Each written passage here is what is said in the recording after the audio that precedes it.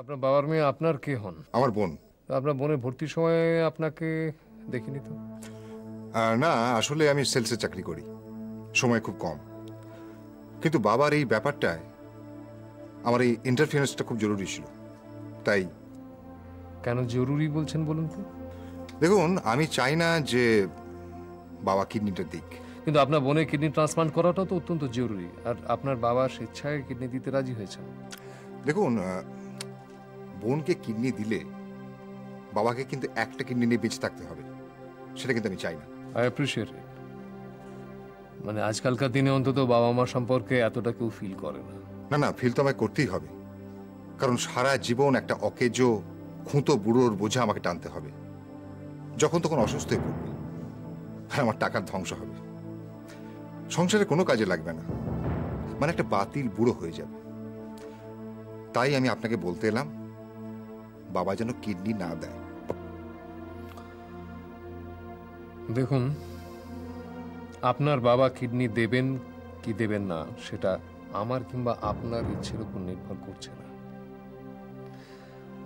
উনি যদি স্বেচ্ছায় বন্ডে সই করে কিডনি দিতে রাজি হন, তাহলে আইনত কেউ তার পথে বাধা হয়ে দাঁড়াতে পারে না। ঠিক আছে, আমি একটু ব্যস্ত আছি। আইন? আইন তো বাবাকে খেতে দেয় না, বাবাকে সারা জীবন বসিয়ে খাওয়াতে আইন আমাকে বাধ্য করতে পারে না। দেখা যাক।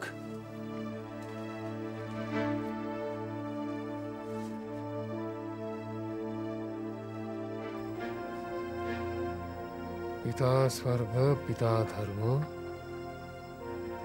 পিতা হি পরমন্তম।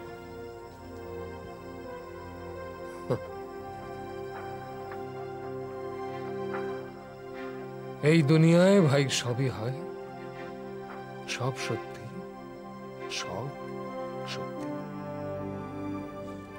ডায়ালিসিস হবে শুনলেই মনটা যেন কেমন শান্তি লাগে। কিসের শান্তি? মনে হয় মৃত্যুর দিকে আরো দুপা এগিয়ে গেলাম। এ কথা বলতে নেই রে। যতদিন বাঁচবো ততদিন এই ডায়ালিসিসের অনুদান নিয়েই আমাদের বাঁচতে হবে। বেঁচে থাকার কি কোনো দরকার আছে মাসিমা? আমার তো মনে হয় না। কিসের জন্য বাঁচবো, কার জন্য বাঁচবো? নিজের জন্য বাঁচবি? নিজের কাছেই তো বেঁচে থাকার প্রয়োজনীয়তা ফুরিয়ে গেছে মাসিমা। তোর সন্তানের কাছে, তার কাছে তোর বাঁচার প্রয়োজন আছে। বেঁচে থেকে সন্তানের দুঃখ দেখা ছাড়া আর তো কিছু দেখতে পাবো না মাসিমা। মেয়ে হয়ে জন্মেছে, দিনে দিনে দুঃখ তো বাড়বেই। কি আপনি রেডি তো? হ্যাঁ, দুপা বাড়িয়েই আছি। ডাক্তার সেন আসবে, আজ একবার চেক করবে, লিখে যাবে। আচ্ছা, এই তো এসে গেছে। একবার চারটা দেখি। হ্যাঁ।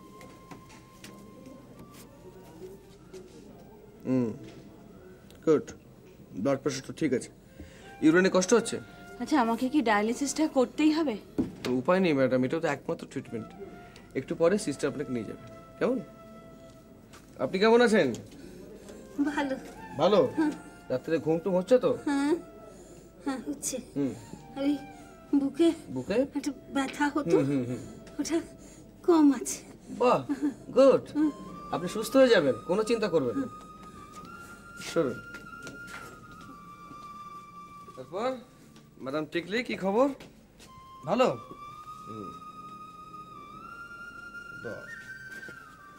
দেখি একবার।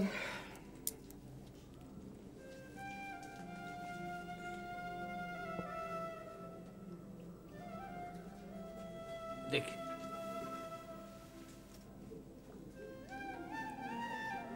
ঠিক আছে। বাবা, চুলটা এরকম করে কে বেঁধে দিল? কে?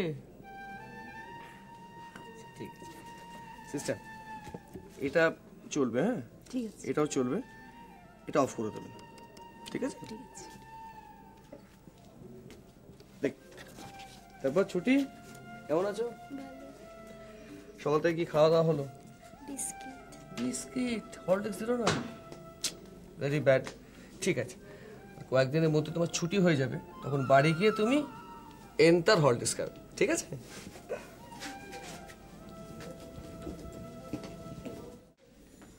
এখানকার ডাক্তারদের ব্যবহার খুব ভালো না দীপা? একদম নিজের লোকের মতো। হ্যাঁ, ওই যে তোমার আর একজন নিজের লোক আসছে।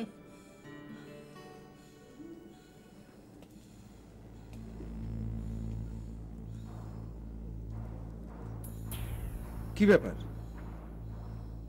আবার ডায়ালিসিস? এর কি কোনো শেষ নেই?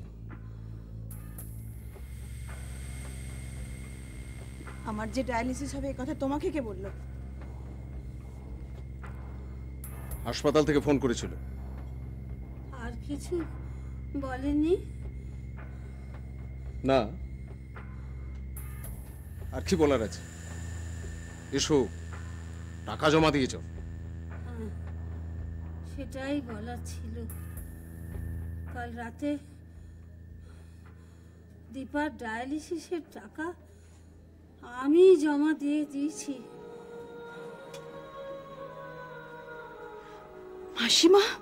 মা ডাকে একটা মা, আর মাসিমা ডাকে দুটো মা।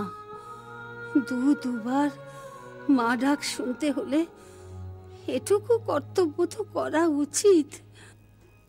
শুনলে শুনলে তুমি? দীপা, ওনার কথাটা শুনেও তোমার লজ্জা করছে না? না, লজ্জা করছে না। জীবনে একটা পয়সা তো রোজগার করতে পারলে না। এই কি আপনি এখানে চিৎকার করছেন কেন? যান বাইরে যান। বেশ করছে। না, এখানে চিৎকার করবেন না, যান বাইরে যান। আর তাছাড়া এটা তো ভিজিটিং আওয়ার্স নয়। ঠিক আছে, আমি ভিজিটিং আওয়ার্সে আসবো। এলো, চিৎকার করবে না। চিৎকার করলে আমি কিন্তু রিপোর্ট করে দেবো। আমি রিপোর্ট করে দেবো।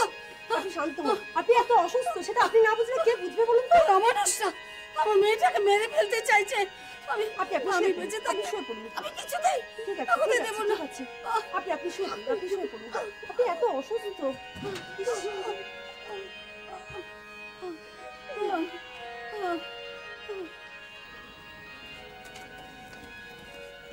হ্যাঁ বসো, তো তোমার সঙ্গে কথা আছে। আজকে ফ্লুইডের রিপোর্টগুলো আসার কথা ছিল। হ্যাঁ, রিপোর্ট এসছে। এসছে রিপোর্ট? হ্যাঁ, কি হলো? আমরা যেটা ধারণা করেছি সেটাই হয়েছে। ফ্লুইডে ফাঙ্গাস পাওয়া গেছে। কারা যেন সাপ্লাই করেছিল? হ্যাঁ, আরোগ্য আরোগ্য বললাম তো তোমাকে। ও হ্যাঁ, আমাদের উচিত ইমিডিয়েটলি ওদের এগেইনস্টে লিগ্যাল স্টেপ নেওয়া। হ্যাঁ, উচিত বললেই তো আর হবে না। তোমার আমার ইচ্ছেতে হবে। হায়ার অথরিটির সঙ্গে কথা বলতে হবে। তুমি বলবে তো?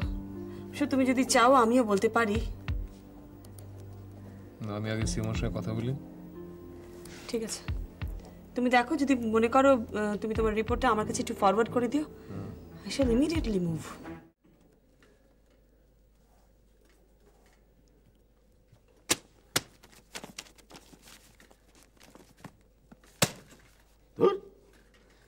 কি ডাক্তারি?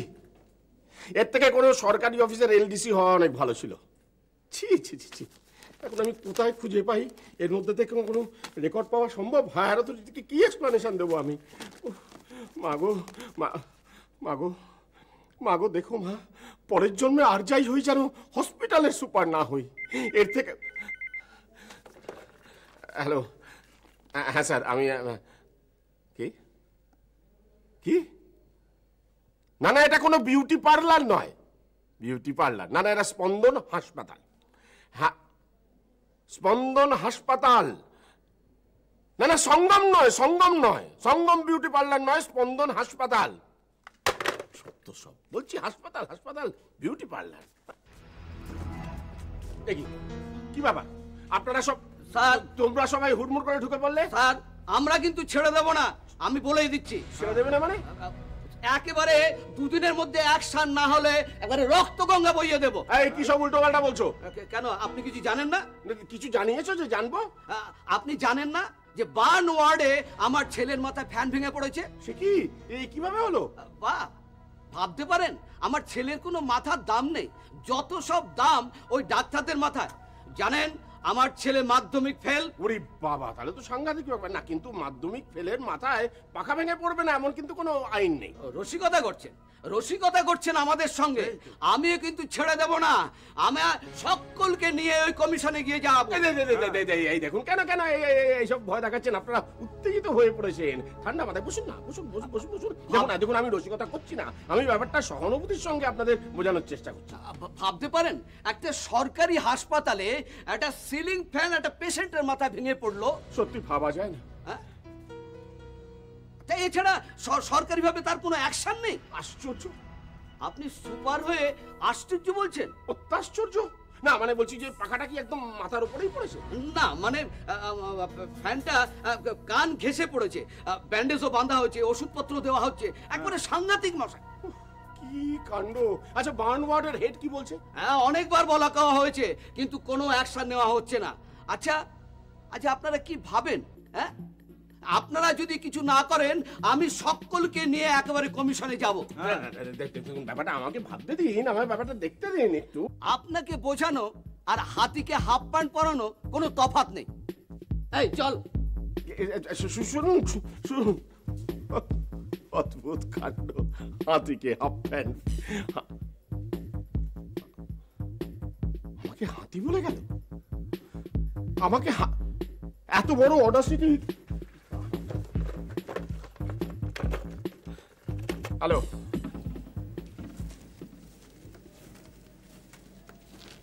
এই যে ডক্টর রয়, বসো। কি এত কাজ করছো? উমা, বাড়ি যাবে না? যাবো, একটা চিঠি লেখার আছে, লিখেই যাচ্ছি। আমি চলে যাচ্ছি বাড়ি। কেন? আমার শরীরটা ভালো লাগছে না। দুপুর থেকে কিরকম মাথাটা ধরেছে আর হাত পা ব্যথা করছে, মনে হচ্ছে জ্বর আসবে। সারাদিন একটা হসপিটালে রয়েছো, দুপুর থেকেই মাথাটা ধরেছে, গা ম্যাজ ম্যাজ করছে, মনে হচ্ছে জ্বর আসবে, মানেটা কি? এটা ওষুধ খেতে পারো নি?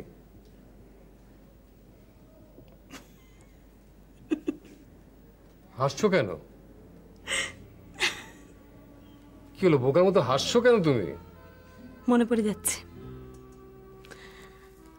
কলেজ ডিবেটে ঠিক এরকম এরকম করে তুমি চিৎকার করে উঠতে, তারপর ব্যাডমিন্টন চ্যাম্পিয়নশিপে একটা স্ম্যাশ মিস করলে কি বকাটাই না দিতে, রাগে তোমার মুখটা একেবারে লাল হয়ে যেত।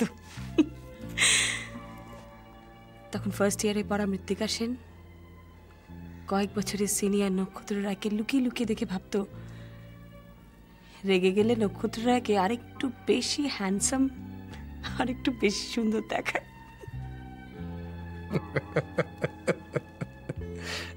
তাই নাকি? মৃত্তিকা সেন লুকিয়ে লুকিয়ে দেখতো? শোনো, কলকাতায় কিন্তু খুব বাজে রকমের ভাইরাস এসছে। হ্যাঁ, 2-3 দিনে একবারে শরীর তছনছ করে দিচ্ছে, হাঁটুর তলা থেকে অবশ হয়ে যাচ্ছে, আর বাকি যা যা হয় সবটাই হচ্ছে সাবধানে থাকো। আচ্ছা শোনো, বাড়ি গিয়ে আমি হট বাথ নিচ্ছি, তারপর প্যারাসিটামল খেয়ে সোজা বিছানায়। ওকে? হ্যাঁ, প্যারাসিটামল খেয়েও কিন্তু খালি পেটে খেও না দয়া করে। বাড়িতে যদি বিস্কিট ফিস্কিট থাকে অন্তত 2টো বিস্কিট, একটা হরলিক্স বা চাটা কিছু খেয়ে তারপর খেও, বুঝতে পেরেছো? ওকে ওকে ওকে। আচ্ছা একটা কথা তুমি ভুলে যাও কেন, ডাক্তারিটা না জানলে ডেপুটি সুপারের পোস্টে আমাকে রাখতো না। এখানকার সুপারের ডাক্তারি সম্পর্কে যা জ্ঞান, তুমি তো আবার ডেপুটি। আর কি মেরো না, বাড়িতে গিয়ে যা বলছি সেটা করো। কলেজ জীবনে সেই 3টে আইসক্রিম একসঙ্গে খাওয়ার হ্যাবিটটা এখনো আছে? নেই নিশ্চয়ই। আর ঢক ঢক করে তার বদলে 3 বোতল ফ্রিজের জল খেও না। তোমার সব কথা মনে আছে? কেন মনে থাকবে না? আমার স্মৃতিশক্তি কি খুব খারাপ? তাহলে নিশ্চয়ই ওই কথাটা মনে আছে। কোন কথাটা? জ্বর হয়েছিল বলে 2 দিন আমি কলেজ যাইনি, 3rd ডে তুমি সোজা চলে এসেছিলে আমার বাড়িতে। সেই তোমার প্রথম আমাদের বাড়িতে আসা, তোমার মনে আছে?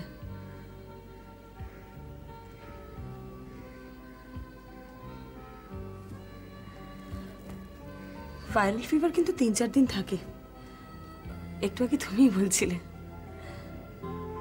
আসি। খেয়ে নেবো ওষুধ, চিন্তা করো না।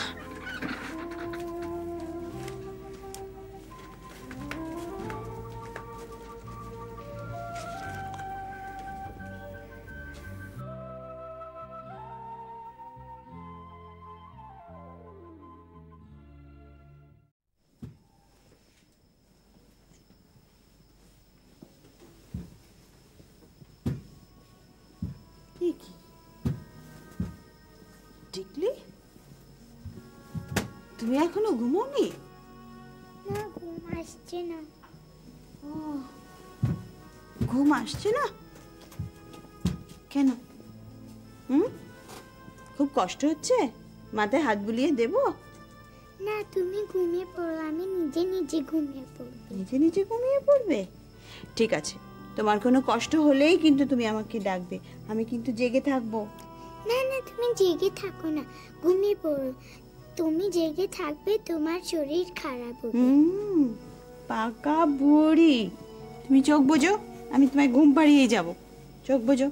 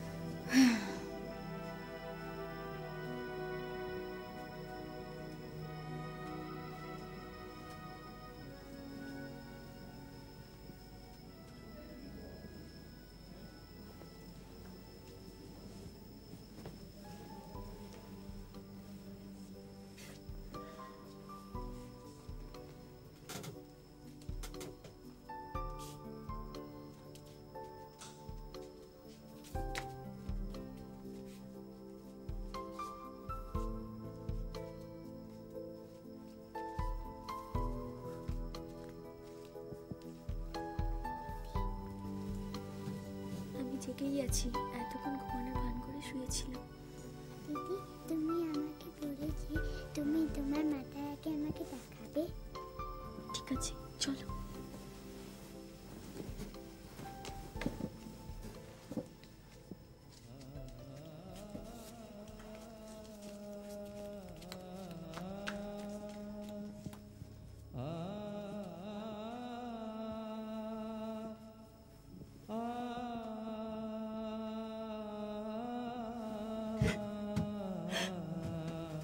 মাসিমা, ও মাসিমা, মাসিমা, মাসিমা, কি হয়েছে? কি তোমার শরীর খারাপ? না না, আমার কিছু হয়নি। ওই দেখো, টিকলি আর ছুটি বেডে নেই। টিকলি ছুটি বেডে নেই। কোথায় গেল? বেডে নেই? এই তো, আমি তো একটু আগে টিকলির সাথে কথা বললাম, আর ছুটি ওখানে ঘুমোচ্ছিল। তারপর আমি একটু ঘুমিয়ে পড়েছিলাম, ঘুম থেকে উঠে দেখি ওরা দুজনেই বেডে নেই। সর্বনাশ, কি হবে তাহলে?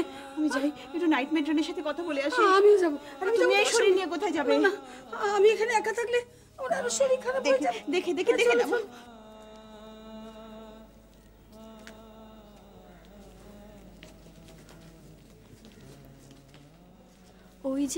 ওই যে মাঝখানের বড় তারাটা যেটা জল করছে, সেটাই হচ্ছে আমার মা তারা। ওই জল করছে, টুইঙ্কল টুইঙ্কল লিটল স্টার, ওই তোমার মা তারা। হ্যাঁ, জল করছে মানে মা আমার সঙ্গে কথা বলতে চাইছে। তুমি আমার কথা তোমার মাকে বলো। মা, মামনি, এ হচ্ছে টিকলি, আমার বন্ধু।